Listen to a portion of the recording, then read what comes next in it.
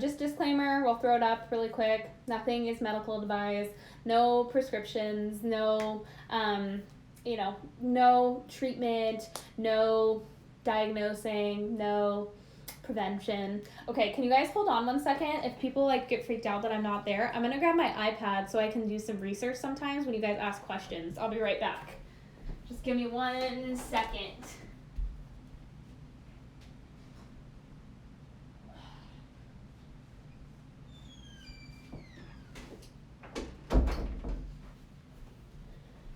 So I've been working on myofascial release, lots of myofascial release. I've been really inspired by Kalana Fitness. I think his name is Nathan Kalana, and he like talks a lot about how like myofascial release is the ultimate stress reducer, and I was very convicted. And so I've been really working on like myofascial release, got like some lacrosse balls and some softballs and things like that, and oh my gosh, I'm like literally a ball of pain. I've been doing my feet and holy hell. Okay, would you recommend digestive enzymes if you're also taking HCl with every meal with protein, of course? HCl and enzymes are two separate things, so often they work well together. It just really depends on the person, but remember, enzymes are made in the pancreas to help further break down your food into its individual components. Hydrochloric acid is made in the stomach to help your body break down food and digest protein, so they're two very separate things. Why don't you recommend grains?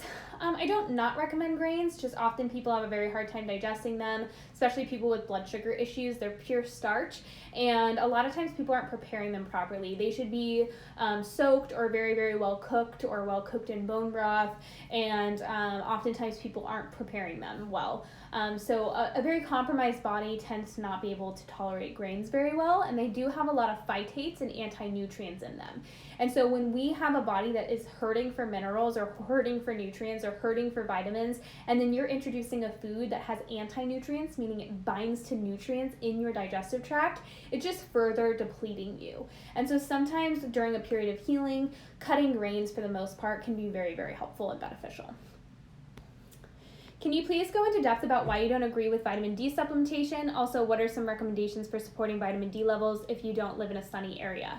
Vitamin D supplementation, if you have low vitamin D, it's usually a magnesium deficiency, and that's the problem, is magnesium is needed to make vitamin D. Remember, your body makes vitamin D, it synthesizes it. Vitamin D is not a vitamin, it is a hormone, and so we have to kind of see vitamin D for what it is. It's a hormone, meaning it's a chemical messenger that helps the cells communicate to one another. And when we go and start messing with hormones, we can start messing with our body in sometimes ways that are irreversible. And so vitamin D plays a big role in calcification, helping the bones and the teeth become more calcified, allowing calcium to get where it needs to go. Calcium, vitamin D, and vitamin K work together synergistically to help with this process. And so when we have tons of calcium in our body, which we all tend to because we're all calcified by a certain fertilizer that has been used since World War II, we're allowing this calcification to occur when we start to consume vitamin D. And so it can calcify our tissues, it can cause stones, it can calcify our arteries, things like that. And so we need to understand that if we're gonna do vitamin D, we also need to do vitamin K. But wait, there's more. If we have elevated calcium or we're calcified and we don't have enough magnesium, we're going to further calcify our tissues regardless. And so it's very important to understand that magnesium is usually the deficiency that's driving low vitamin D, because we need magnesium to make vitamin D from the sun. We make vitamin D from getting a sun exposure. So a lot of people just don't understand this, and it's hard for them to get it through that just because you're deficient in something doesn't mean you supplement with it. And then, there's really no exchange for sunlight, but there are vitamin D lamps that personally I would use before I just supplemented a ton of vitamin D.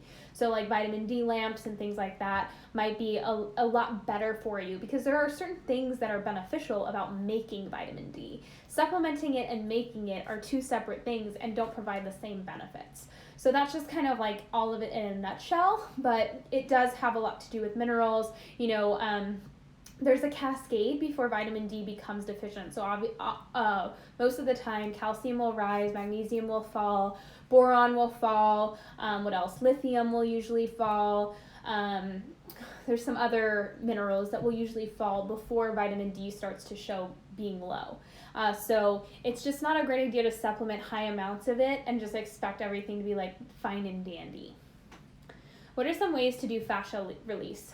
Like foam rolling. There's lots of myofascial tools, like lacrosse balls, softballs. There's like that big hook. I haven't bought that yet, but I really want to. I'm all about the myofascial release now. There's like this rolling pin looking one. I really want to do that too, but it hurts, dude. It hurts. Like I'm starting with I've had a foam roller for a long time. I've always done the foam roller, but I'm doing the foam roller, and then I just started with the lacrosse balls, and that is enough. Like I am really feeling it. I'll move on to like the rolling pin once I've worked through the lacrosse balls. But the lacrosse balls you can find on Amazon for like $10. They're called Kaiba balls. Kieba. Coconut sugar or raw cane sugar, which is better? Neither is better. I think that sometimes people can react to coconut sugar, and so sometimes like having something that's just pure is going to be a lot less irritating for some people that are allergic to like coconut. But I think it's really whatever you prefer. I personally use the organic cane sugar from Costco, the big 5-pound bag. I feel such like a rebel when I'm buying like 2 big 5-pound bags of sugar. It's so awesome. Why night sweats few days up to period? Usually that's going to be estrogen related. If you eat a raw carrot every single day and focus on like magnesium and vitamin E, a lot of times that will take care of them. Oh, and obviously eating a bedtime snack. We want to be keeping our blood sugar balanced. What types of dairy is harder to digest, like sour cream, ice cream? Ice cream seems to break me out. Well, what does your ice cream have in it? If it has any gums, like locust bean gums, xanthan gums, any type of additives, it's going to break you out. It should just be cream or milk, egg yolks, and sugar.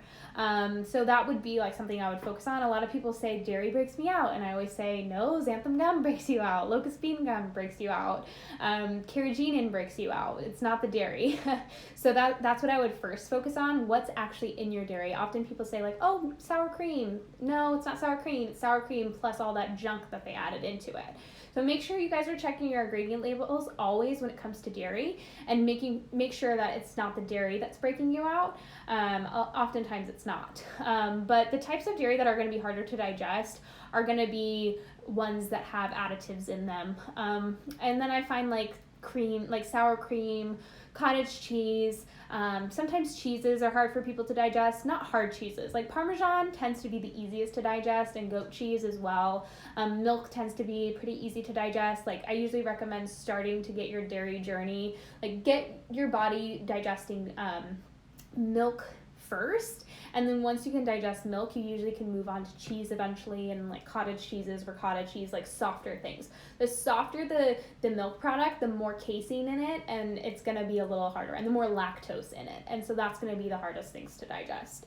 But yeah, make sure you're not reacting to the additives in dairy. I seem not to be able to absorb magnesium. No matter how much I try to supplement with, I'm trying to improve my constipation. Well, what type of magnesium are you using? If you're using like magnesium citrate, like Calm, of course, it's a laxative. It's just going to go right through you. I usually recommend magnesium chloride, which is oil that you put on your body. Magnesium bicarbonate, which is something we take internally. And then like if you want to do a capsule, always like magnesium malate or magnesium glycinate. Never citrate unless you're just looking for a laxative effect. I've taken DIM for a few months to help detox estrogen. Can you tell me your thoughts on DIM and also how long it takes to detox excess estrogen levels? Thank you. You guys know that I think DIM is dangerous. I'm not a big fan of DIM at all. It is something that I've seen like cause more harm than good in a lot of women. Now that's not to scare someone, but remember DIM helps with one phase of estrogen detox, and there's 2 phases. And so if you don't know which phase you need help with, potentially supplementing DIM can cause more problems than it solves. A lot of women report like feeling crazy or feeling like they're absolutely going psycho when they take DIM, or losing their hair and experiencing excess hair loss, acne, things like that. So personally, I'm not a big fan of DIM for estrogen detox. it should help right away if it's helping with anything. But I personally think a raw carrot and vitamin E are way more supportive for estrogen detoxification. And then remember, guys, like I have my free liver detox guide if you guys really want to learn about how to support estrogen detox, which is really like we have to make sure we're getting enough protein, we're getting enough carbohydrates. The liver really thrives on amino acids and carbs. So if we're not getting those two things, we're not going to really support detox at all. What type of collagen do you recommend? I personally use Great Lakes gelatin and collagen. Those are my favorite brands. Or my favorite brand, one brand. I was asking about herpes. HSV, no, any way to cure it or help it? So much info says no sugar, blah, blah, blah. Oh yeah, like any type of like virus is going to really need a high metabolism to keep it at bay. But copper, so making sure we're getting like high quality liver, fresh liver is going to be the highest in copper. L-lysine sometimes help, but I personally like oregano and lauricidin for like issues, viral issues, or like bacterial issues. So, you know, some people, it's not about getting rid of it. It's not about getting rid of the herpes. It's more about getting the immune system functioning so it can keep the herpes down. So that's kind of something that we always want to be focusing on, the immune system overall in regards to any type of viruses. And this goes for like Epstein-Barr too. Like a lot of people always are like, how do I work on Epstein-Barr? Or how do I work on Lyme's? And I'm just like, we got to be focusing on the metabolism and the immune system as a whole. And the metabolism is going to drive a healthy immune system. And then that's how we go about suppressing the herpes. Curious, and that this is true for cold sores. Like very often people are getting cold sores constantly because they are, which is like a strain of herpes, because their immune system's constantly compromised. So you just want to focus on your body as a whole. Curious as to the relationship with parabens and topical skincare products and PCOS. Dermatologists say they are safe on chemical level, but curious. Everything that we put on our skin totally messes with our body and our hormones. Parabens are endocrine disruptors, and so we kind of want to be very careful with the chemicals we're putting on our skin when we have PCOS, because oftentimes there is a burden.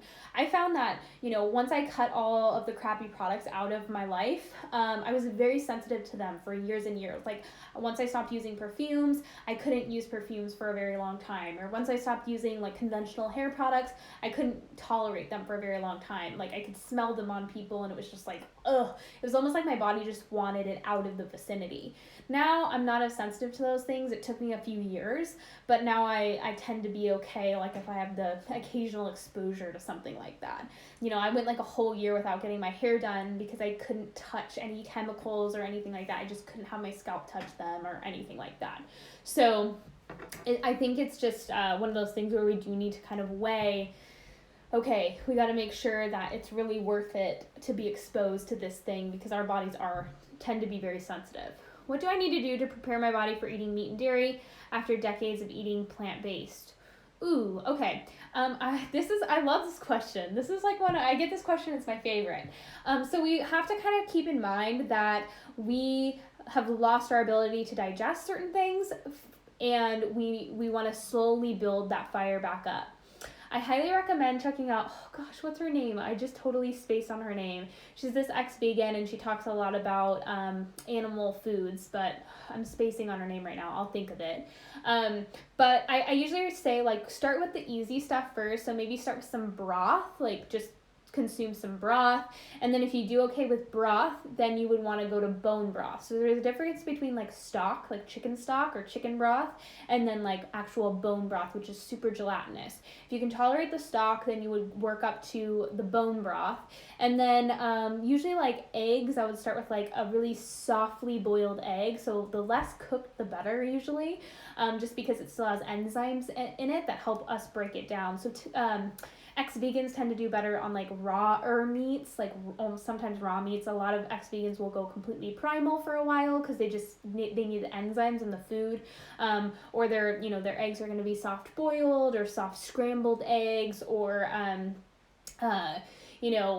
like raw. A lot of them like raw dairy. So I would start with just one thing and then see how you do. But I would probably I would start with a stock and then go on to a broth, and then go on to trying like an egg, and then go on to trying like some dairy, and then go for full-on meat. And I would eat the meat as least cooked as you can tolerate, just so there's still some enzymes in it.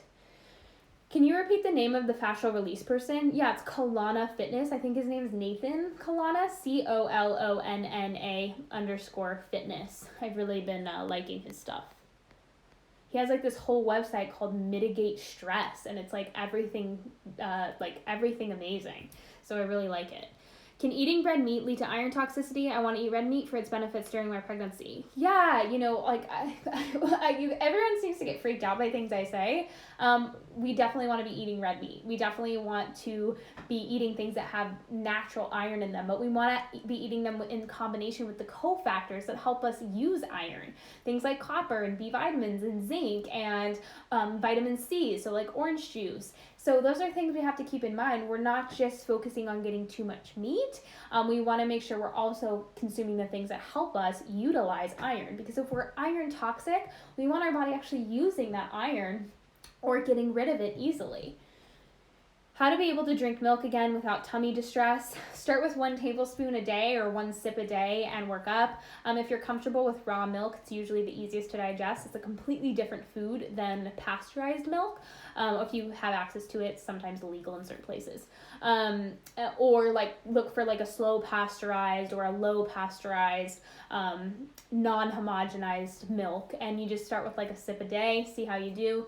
Remember, there's been so many studies done that show it takes a lactose intolerant person about 2 weeks to build up tolerance to lactose again. So you have to be kind of consistent with it, but usually like a sip a day for a couple of weeks, and you can move up to like a half a cup and then so on and so forth. Eventually, as you increase your metabolism and as you get your body functioning again, you can usually tolerate so much. Do you know why someone would have to crack their back at least 5 times a day? I'm in my early 20s but can't help it. Yeah, fascia issues. I'm swearing to you guys, everything that I'm learning about fascia is mind-blowing to me. How like chiropractors are kind of like a quick fix for fascia issues and alignment issues and structural issues. It's really interesting, but like definitely check out that guy's page. What would you recommend for SIBO diarrhea? I've recently cut out nuts, grains, greens, thanks to you. Also, if SIBO is caused by slow gut motility, is this true with diarrhea SIBO too? Thanks. I'm not sure. Honestly, I think there are bacteria in there that are actually creating serotonin syndrome. I do think that SIBO type D is caused mostly by elevated serotonin. So, because that's going to speed up the motility of the digestive tract. So I'd be looking into things that are going to lower serotonin. But usually like activated charcoal kind of helps things like slow down and will help the absorption. We just have to take it away from other foods. I'm trying to think of other things that decrease serotonin. I'll have to do like a little digging on it. Well, this is why I got my trusty iPad. I actually made a note on my iPad the other day about serotonin lowering compounds. But remember serotonin, you guys, a lot of people will tout it as the happy hormone, like, oh, you get so happy when you have serotonin. Like, no, it's a hormone of lethargy. It's a hormone of things starting to get messed up. In high amounts, we're going to have problems. So, we want to make sure that if we have serotonin issues or increased serotonin in the gut, we do our best to lower that. That's usually going to be driven by estrogen. Honestly, estrogen is serotonogenic, which I think is the word, where estrogen is going to increase serotonin and serotonin is going to increase estrogen. So sorry, I'm going to look. So, we want to make sure gut motility kind of like slows it down. So let me look at my list. Sorry, I have lists, like a million lists. Where is my list? I literally wrote down a whole list of things that lower serotonin. Sorry, guys. So I'll just say what I remember because I can't find it anywhere. Oh, yeah. So, like, getting your thyroid function up, obviously, right? Like, we want to make sure that we can get our T3 levels up. That in itself will lower serotonin. Caffeine, activated charcoal, which I kind of said before, it's very, very helpful at kind of absorbing some of those problems. Salt, obviously. Remember, also progesterone is going to be anti-serotoninogenic. So if we have low progesterone levels, our estrogen will be elevated, and that's going to promote more serotonin in the gut. So that's something to kind of keep in mind. Remember, supporting the gallbladder is very helpful. So I really like this supplement called Bile Builder by Unikey, Unikey, because it has some taurine in it, but also has ox bile in it, which I personally like both of those compounds for small intestinal issues. I'm trying to think of what else. Let's see. Ginger also helps with that. So ginger helps with serotonin issues. It's technically is a prokinetic, meaning it speeds up digestion, but it also can help lower serotonin in the gut. So those would be my favorite. Those would be the things that I would focus on. But yeah, I would explore the serotonin driven issue, because that's going to definitely speed up gut motility in a way opposite direction. What is your view of apple cider vinegar for regulating periods if there is suspected PCOS? I don't think apple cider vinegar is going to be powerful enough in and of itself to regulate periods. If we have period problems, or we're experiencing an irregular cycle or irregular ovulation, we've got to really focus on the stressors that are driving our body to think it's not safe to ovulate or reproduce on a regular basis. My face is really red flush to it. I have high cortisol and estrogen. If my body is to getting rid of estrogen, might my face have more flushing as it is moving out?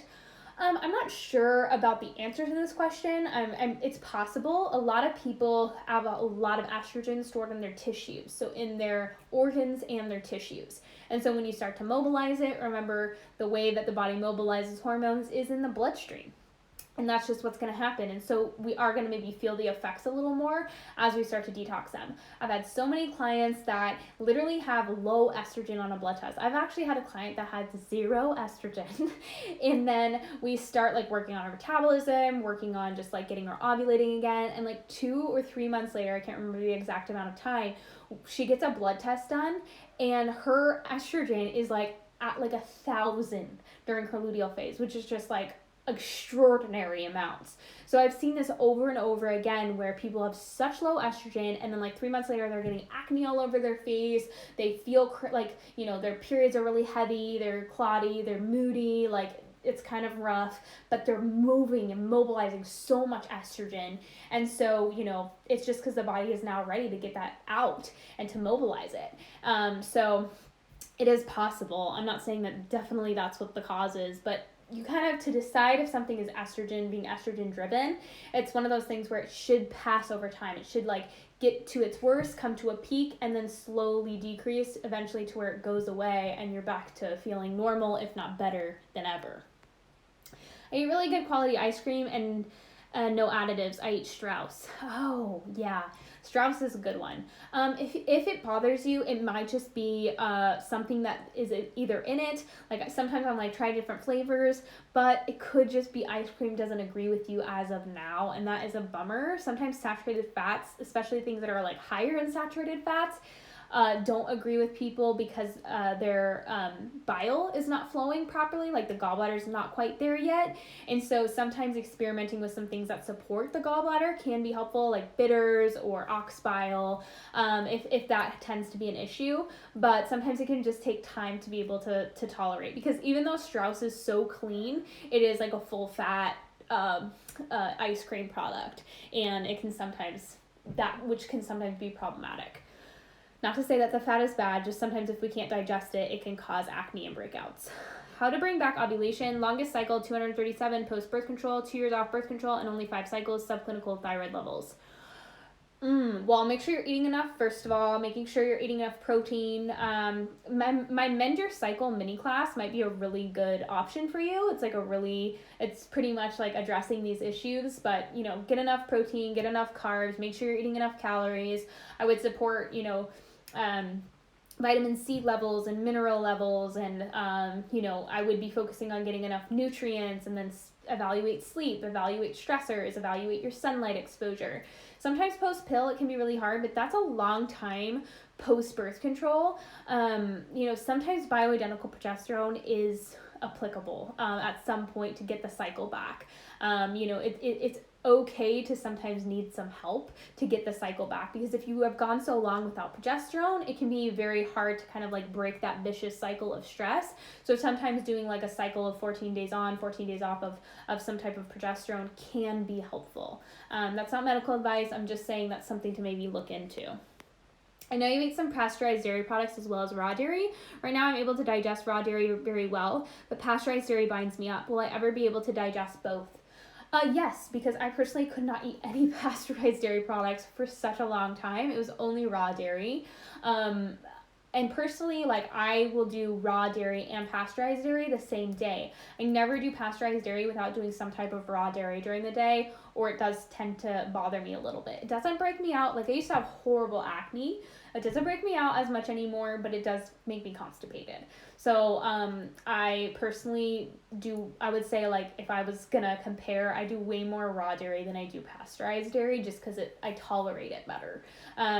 But some people do fine with pasteurized dairy, so it just can take some time. And I do find that if I do my raw carrot daily and consistently, I tend to digest dairy a lot better. But yeah, you might be able to never digest both. I'm not gonna say like for sure, but usually over time people can digest more pasteurized dairy over time. What's DIM? DIM is a substance that's derived from cruciferous vegetables that is very popular in the functional health and wellness space for detoxing estrogen. These fads really drive me nuts. If fish oil is bad, is eating fish bad? It's very different because we're not getting like concentrated oxidized oil of a fish in a tablespoon. We're just consuming a fish. So I would say moderately eating fish is going to be good. This is why I always say white fish, obviously, because those are going to be lower in fat. But occasionally eating salmon and things like that is not a problem, because they are good for you because of the nutrients, right? There's other nutrients in fish besides fish oil. I know we're so ingrained to be like, oh my gosh, it's so rich in omega-3s, like wonderful, like this is so wonderful for me. And I'm like, what about the selenium? What about the zinc? What about the polyphenols? What about the protein? Like, there's other things in there that are good for you too. So eating fish is not bad. We just don't want to eat their concentrated oils that are just so rancid and oxidized. Do you know what a typical HCl dosage is? Sometimes I can take 6 pills without feeling anything, but get super anxious about the high dosage. Usually, pills will vary. So some HCl products, this is why I give my clients large dose pills, ones that are 1 milligram a pop, so that they don't have to take so many. But a lot of HCl pills I'll find range anywhere from 250 to 650 milligrams, which I find is ridiculous because you end up having to take 7, 8. Whereas the 1,000 milligram or 1 gram pills are going to be, you have to take a lot less. So it just really depends on the dosage. I've had people that have taken 8 or 10 and not felt any burning. Now, usually at that point, I'm just cut it off, just start there, and eventually your stomach acid will build up. Because you don't want to take too much to the point where you give yourself an ulcer. Could you please provide an update on your DIY red light? I'm wondering whether it has worked as red light therapy. Yeah, it works just fine. It's 660 nanometers. It's not going to penetrate as deep as something like a Juve, but I don't know how much you're willing to pay per nanometer. Personally, I don't want to pay $1,000 for something yet. Yeah. Sorry, I'm just reading some comments. Can you experience hormonal acne when first starting bioidentical hormones? It's possible, especially if you are taking estrogen and you're actually estrogen, you've accumulated estrogen and you don't need estrogen. I don't know what you're referring to by bioidentical hormones. You guys all know that I'm not a big fan of estrogen. Could you please provide an update? I already did that. I've been taking DIM for a few months now because of my acne, and I've never heard you talk about it, but I'm having major hair loss. I'm wondering if that's what it is. Ugh, thank you for mentioning that. Yeah, unfortunately, DIM is not a safe supplement. I don't think it is. I've just seen women range from having, a ton of different side effects from it. So it's just not my favorite. Thoughts on alcohol consumption? I'm not a huge fan of like overdoing it. You know, the occasional like tequila, organic tequila or something like that with some fruit juice can be like great fun, but doing a lot of beer and wine is going to be pretty estrogenic. It's going to deplete us of B vitamins and just really kind of like annoy our guts. So I usually say like if you're going to drink, one drink maximums, and and make it occasional. I had a very bad stomach reaction to chicken for years. Doctors couldn't figure out why, so I just cut it out of my diet. Haven't had an attack in 5 years. Is it okay to leave it out of my diet? Yeah, chicken is not a superior meat unless you really source it well. Can you please talk a little bit about omega-369? Been reading so many different reviews and articles on the net. 6 and 9 really necessary, or the combination of 369? Do they work together or rather compete? We don't need any of them. They're all poison. There we go. Fix that. I highly recommend diving into Ray Peat's articles. He has this wonderful article called The Great Fish Oil Experiment. Very enlightening. Very enlightening. Kalana Fitness, can't find him. Yeah, it's then go look at the people that I follow and that follow me, because he'll be in there. Should I make my high cholesterol plant-based aunt eat more saturated fats? She probably needs animal foods, probably needs protein. You know, the liver really struggles on a plant-based diet, not getting enough protein at all. You can't really get protein from a plant-based diet.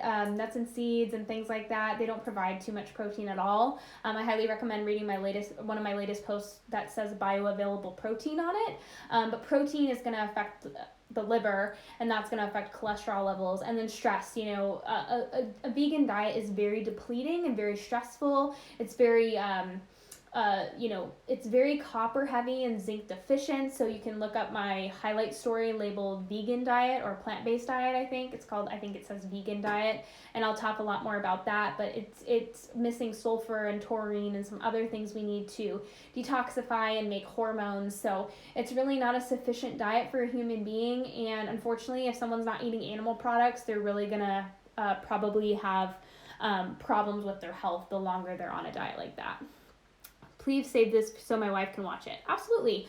This will be on Instagram for the next 24 hours and then on YouTube long term.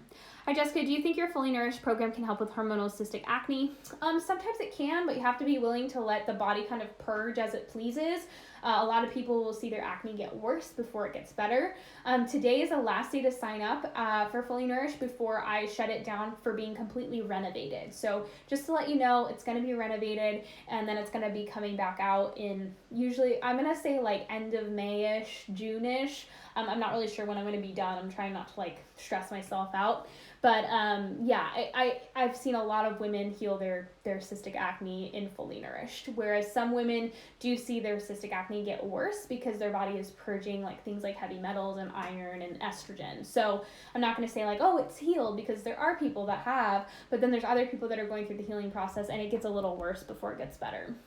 You recommend eating sugar, but sugar, dates, maple syrup, etc. break me out. How come? Possibly because there's gut issues involved. If you do have like bacterial overgrowth, sugar will feed those issues slightly, but a lot less than something like a potato or something like that. But sometimes combining them with starches can be helpful. So some people need more whole, balanced foods like fruits and root vegetables for a while before they go on to the more concentrated sources of sugar like dates and maple syrup and things like that. So you kind of have to figure out what works for you. But do you have bad gut issues? That would be something that I would ask. Drinking ginger beer now. Yes, ginger beer is awesome. I was doing this one, and then I got the Trader Joe's one, and I'm like, so it's not the same. Like, sometimes my boyfriend always says like, wow, you are so bougie. And I was like, I know, like there's certain things that just like, you have to buy the more expensive one because it tastes better, okay? When purchasing collagen, which is best buy collagen peptides or collagen hydrolysate. They're very similar. They're kind of the same thing, honestly. You might find that one has a bigger particle than the other, but they're kind of the same thing. And some people react better to like the peptides, which is vital proteins, and some people do better on the hydrolysate, so it's just kind of dependent on the person.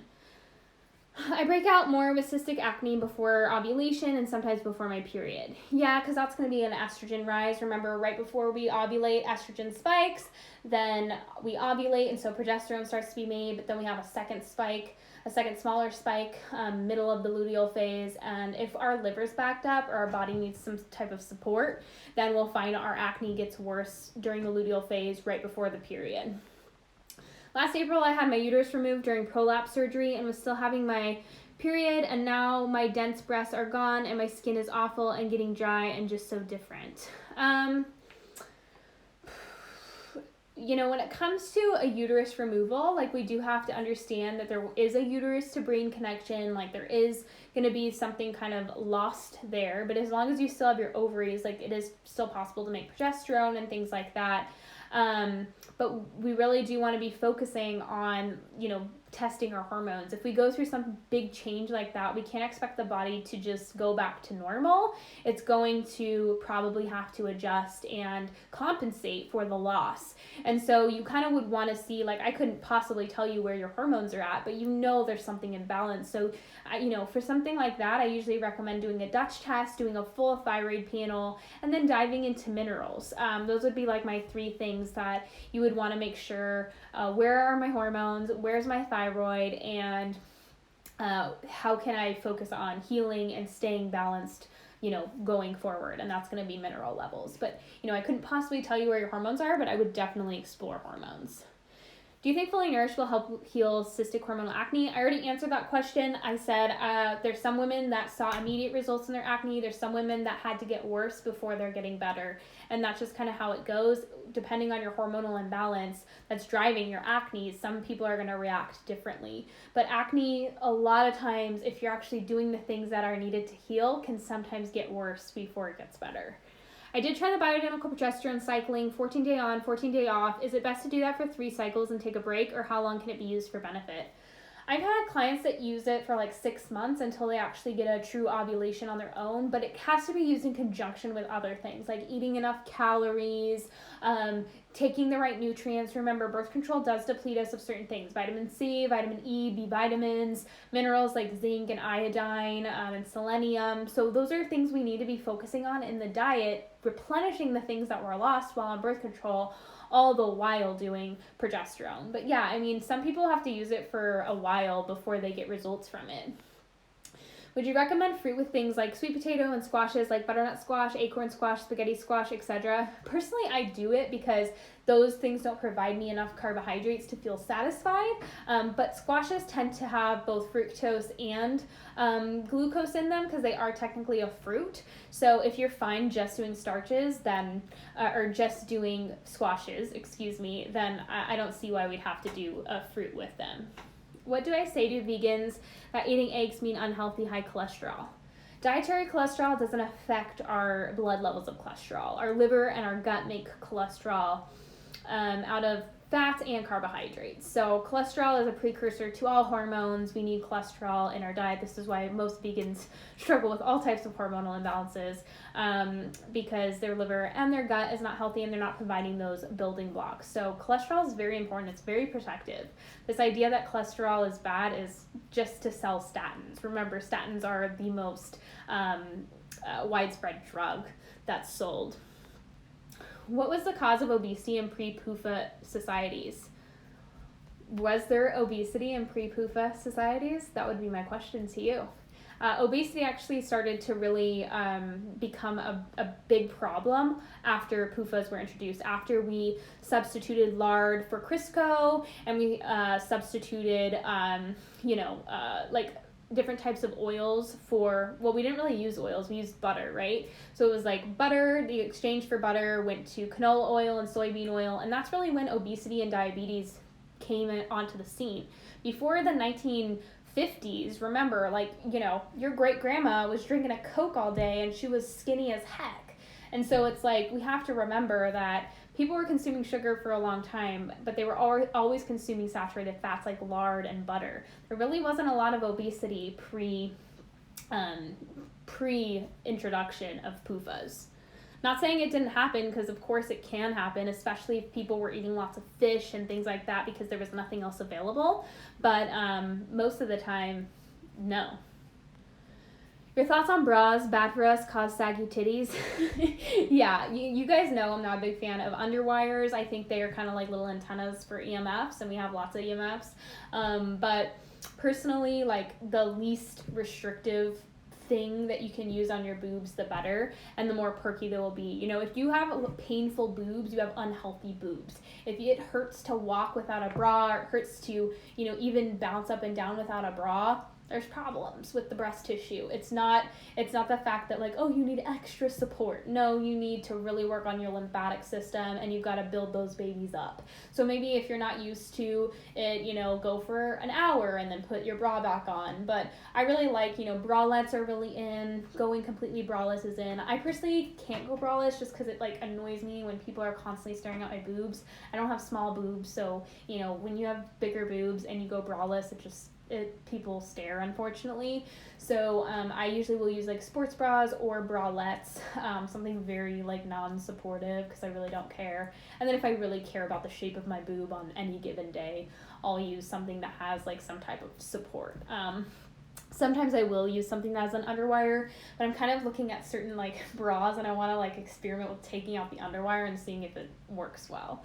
But yeah, we definitely want to be taking care of our boobs. Our lymph system kind of sits right here, so I usually will do my body brushing like underneath my boobs really well and brush my armpits. I'm also always doing massage, making sure, you know, remember, we'll just be graphic here. If you massage your boobs really well, you're helping drainage happen, and you're also getting the breast tissue nice, and like you're really increasing circulation. And so if that's painful for you, you'd need it even more. And so just go slow, but you really, you know, we should care about our breasts for sure. And we should really work on them if they're fibrocystic or they're dense. Like we should be working on those things. And remember, estrogen's going to affect the breast tissue. Iodine deficiencies will affect the breast tissue. So those are things to consider. You know, the more progesterone we have and the more we're detoxifying estrogen, our boobs will change. And they'll change shape, they'll change density, they'll change how they feel overall, and how comfortable you are without a bra. But if you're used to like keeping something in a sling, I mean, imagine if you just kept your arm in a sling like 24/7 all day long since you were 16 years old. Like, you'd have a weak arm. So sometimes people are like, oh my gosh, my boobs hurt so bad, I need to wear like 3 sports bras. And I'm like, well, it's because they're weaklings. Like, start going braless as much as possible. Today my vegan friend posted, if you want to get protein in your diet, eat a chickpea, don't eat meat. People are so funny. Dude, I just get I get tickled, you know? I take Benadryl at night to sleep better and lower serotonin. I sleep much, much better, but I don't feel great the next day. Do you think it's serotonin recirculating or detoxing?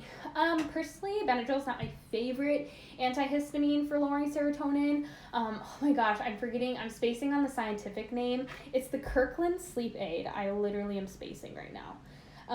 That's my favorite antihistamine. Now, not recommended, not for everyone. It's very powerful, but it can be helpful at lowering histamine.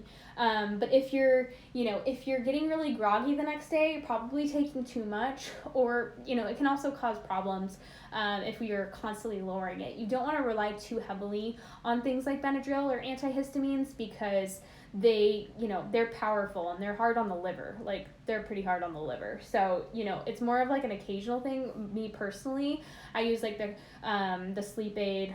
Oh gosh, it's doxylamine succinate. That's what it is. Doxylamine succinate. It looks like this. And I personally use that. I used to use it a little bit more often, like a half a pill once or twice a week, but now I don't use it unless I really like need it occasionally. But yeah, if you're having like a constant hangover from those, I would kind of be careful about them. It's not a good idea to overuse them. It is pretty tough on the liver. Yeah, scary to hear about DIM. It helped clear my acne almost immediately, but I do want to stop taking it. Do you think it was effective at all? Do you think stopping cold turkey okay? I've taken it since October.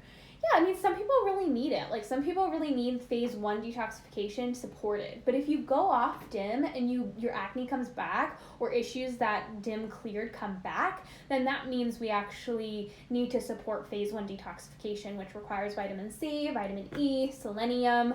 Gosh, what else? Those are going to be the main ones, like vitamin C, vitamin E, selenium. Oh, B vitamins. Durr. And then phase 2 is all about the amino acids.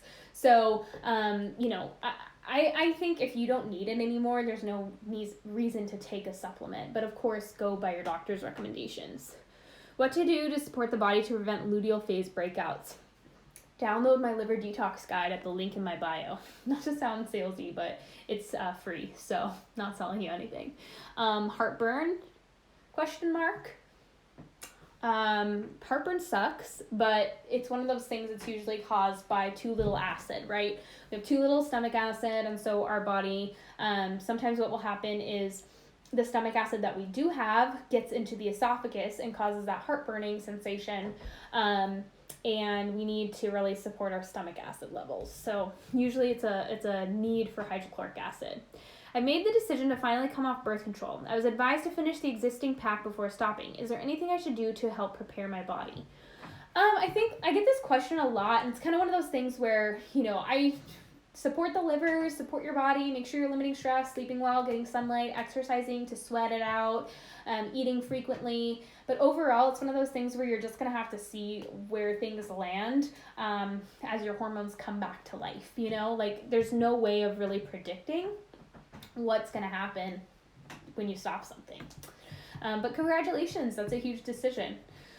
What triggers heartburn? Oh yeah, like I said, it's usually the low stomach acid. If you try some apple cider vinegar that's diluted before a meal, that can sometimes help. Bitters can sometimes help. Some people need hydrochloric acid. Some people have H. pylori, and so they need to do some oregano and other antibacterials to kind of help with that stomach infection before they do stomach acid. So it just depends on the person. What kind of cookware material do you recommend? Cast iron is fine sometimes if you're doing things that are going to help you move iron, but if you're really iron toxic and you have iron issues already, I usually recommend ceramic cookware like Extrema. It's Xtrema. And Extrema cookware is really great. The only thing that I don't like cooking in it, just like a cast iron, is eggs, and I personally use a skillet, a green pan skillet, which is not perfect. I know, but I can't handle taking the 30 extra minutes to scrub my pan clean after I make scrambled eggs every day. It just pisses me off. Is a dinner like organic chicken or other protein with squash or sweet potato and sometimes greens like asparagus or cucumbers a balanced meal? Not sure about the fat portion. Yeah, I would put a little butter on my sweet potato or cook my squash or sweet potato in butter. But yeah, sometimes people do find that adding a little fructose at a meal helps, like a little fruit juice on the side or a little piece of fruit. But overall, that's a very balanced meal, especially if you can tolerate the vegetables. Some people find that they can't tolerate the vegetables, and so omitting them helps them. And then also, sometimes people need to balance out their muscle meats with bone broth. So sipping on some bone broth with a meal or mixing some collagen or gelatin into their fruit juice helps them, helps the muscle meats not be so inflammatory. Can menstrual cups lead to cramps? I think it's possible. I am actually, I went from tampons to using menstrual cups, and then I started worrying about pelvic floor issues just because those menstrual cups are pretty strong, they're pressing against those walls. So I switched over to using pads again, which is kind of takes me back to when I was 12 years old. But I started to realize just how easy my period was when I'm letting it just flow out. It lasts a lot shorter, it goes a lot better, a lot less cramping, and yeah, I'm thinking I'm going to try to invest in some period panties as well because they just seem so convenient. But I haven't gotten any yet. But that's a long way of me saying I think they possibly can, and sometimes I just feel uncomfortable with them. Sometimes I will use a menstrual cup because a tampon kind of grosses me out. So when I want to just plug it up and suck it up, I will totally use a menstrual cup. But when I'm just lounging at home, I usually will use a pad. And Rael, Rael brand, is actually really nice. One of my friends introduced me to them. Thank you. You know who you are, Miriam. They have these overnight pads that are literally the longest things you've ever seen, and they are awesome. They're literally the best invention. I wish I had them when I was a teenager. Do you recommend Diva cups? I personally use a Lena cup. That's the menstrual cup that I have, but I think it's just dependent on the person. Different brands fit differently. Any products, skincare, sleep, exercise that seems worth investing in, or just products you love and repurchase? Oh yeah, girl, I have a lot. Just keep yourself posted, because I'm actually creating a page on my website right now called the Faves page that has all my favorite products on it and will include discount codes. I'm trying to reach out to companies once I get them done, to just like get some discount codes for you guys, because like, why not, you know? I'm never someone that's like, oh, I should like get free product or get discount codes, but then I'm always like, why not? I should get you guys discount codes, like, because I can. So I'm definitely working on getting all my favorite products compiled and getting you them, so that you can kind of shop my favorites. But I do like Cosma Beauty. That's like my newest obsession. Kossma. I really like, Credo is my newest obsession as well, which is, you know, all different types of things. They sent me this sample of this perfume that I'm just like, I think I want it. It's called Brooklyn Ellis West, and it just smells so good. But yeah, I'm trying to think of what else, like sleep, exercise. I'm really loving all my fascial release tools. I really want to get some kettlebells. I miss kettlebells at the gym, and I think I'm just gonna start using kettlebells at home. I've been trying to like push off my investing in home workout equipment, but it doesn't look like this quarantine's gonna be done anytime soon.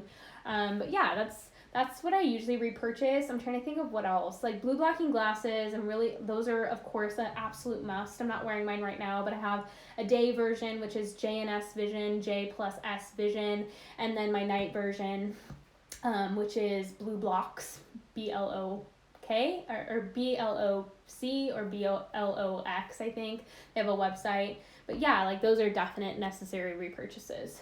I drink dandelion tea very often, but I still have issues that point to liver. What's up? Check out my liver detox guide. You know, remember, the liver needs protein, the liver needs carbs, the liver needs support other than just like liver supportive, you know, herbs and things like that. What is the cause of head pressure when going from sitting to stand? I would say, like, I would assume possibly blood pressure. That sounds like something that it could possibly be, but I'm not really sure. But that's something I would look into, like how are your potassium and sodium levels. Those are something that you would want to evaluate if it is blood pressure. But a way that you can easily check that is get a blood pressure monitor and then go from sitting to standing and seeing if that changes. When we eat animal liver, do we consume its toxins? No, the body doesn't store toxins. Remember, guys, it's always getting toxins out. That's why you poop. That's why you pee.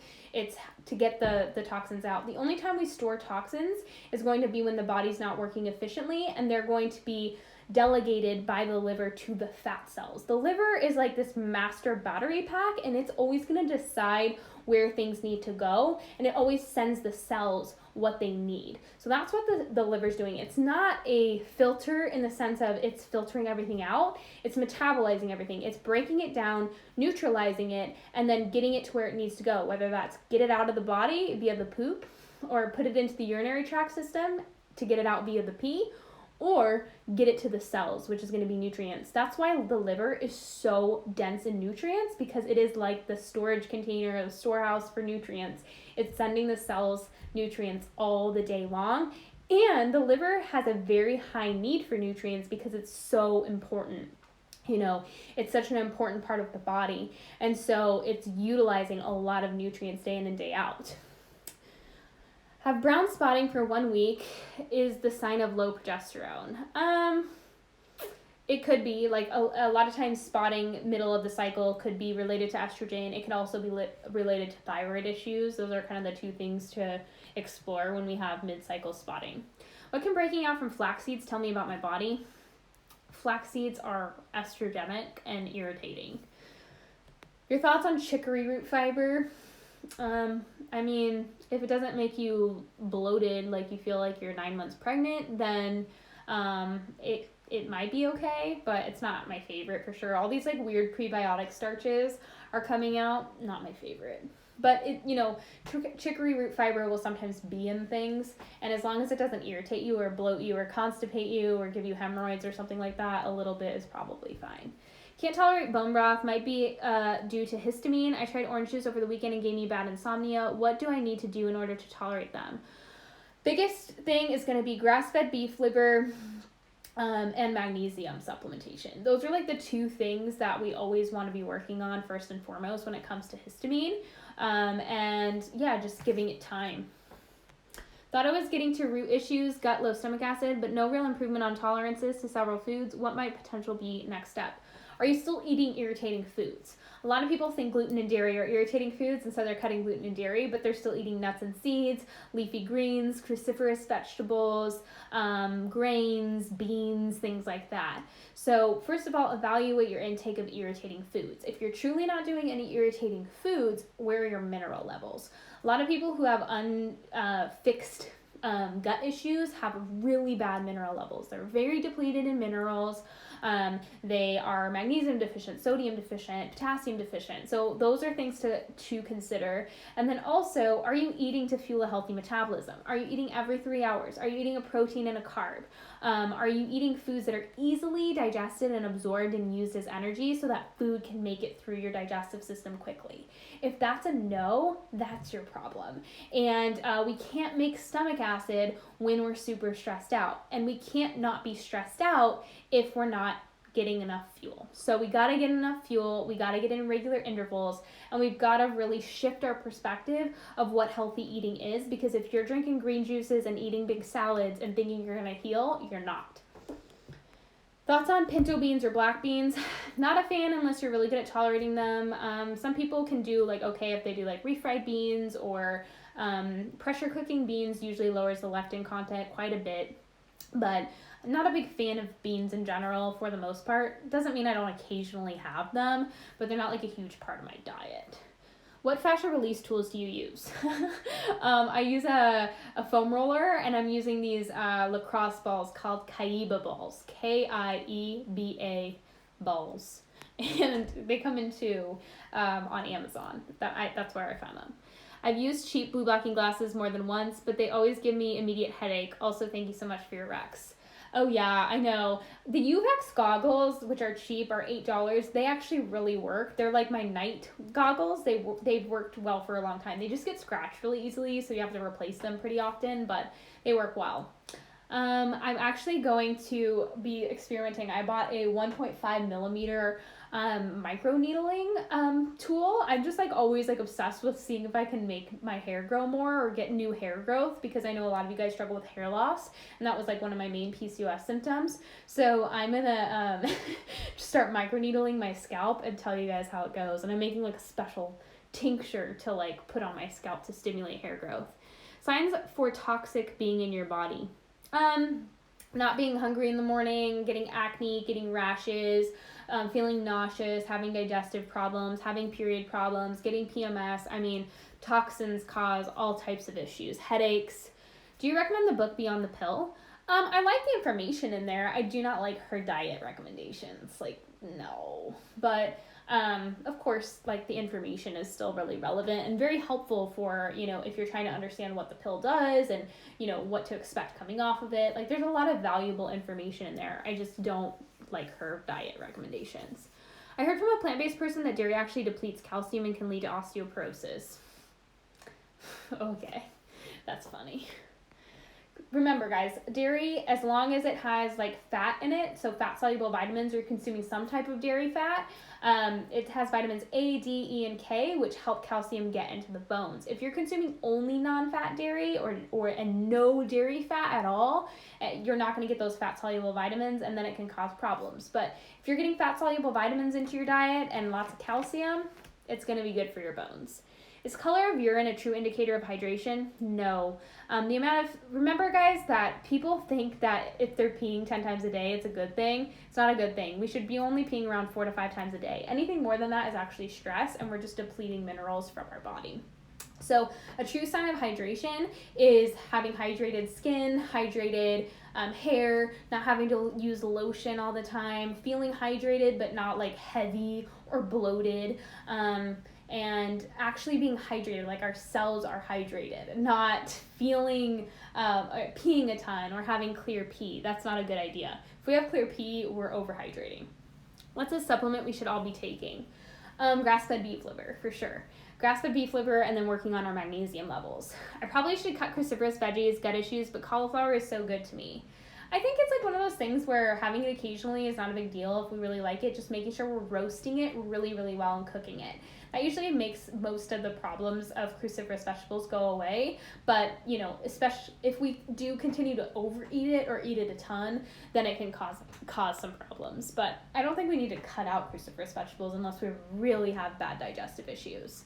Do you recommend alkaline water? No. It's going to alkalinize your stomach and then cause more digestive issues.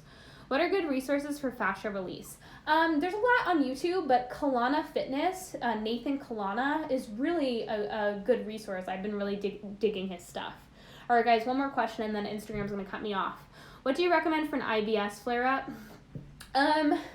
Eating just very soothing foods, lots of bone broth, lots of gelatin, things that don't need to be digested, like fibrous foods, and yeah, just eating things that are not going to be irritating at all, and just working on inflammation. And usually after a couple of weeks, everything will settle down and go back to normal.